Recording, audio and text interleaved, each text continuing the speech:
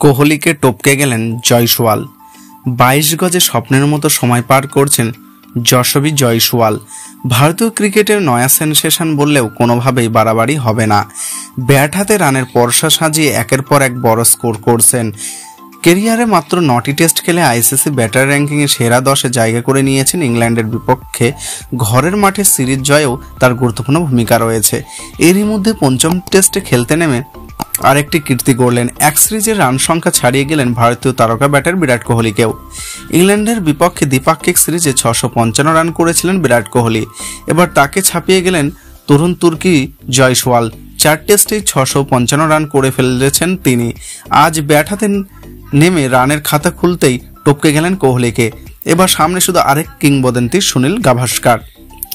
ধর্মশালায় আজ থেকে শুরু হওয়া পঞ্চম তথা সিরিজের শেষ টেস্টে প্রথম ইনিংসে 7 রান করেছেন জয়শ্রী। এরই মধ্যে দিয়ে এক সিরিজে 712 রান করে ফেলেছেন। দ্বিতীয় ইনিংসে সুনীল গাভাস্কারকে ছাড়িয়ে যাওয়ার সুযোগ রয়েছে। 1971 সালে ওয়েস্ট ইন্ডিজের বিপক্ষে সিরিজে 774 রান করেছিলেন তিনি। 2016 সালে ইংল্যান্ডের বিপক্ষে 655 রান করেছিলেন কোহলি। চলমান সিরিজে প্রথম ম্যাচে থেকে ফর্মে ছিলেন যশস্বী।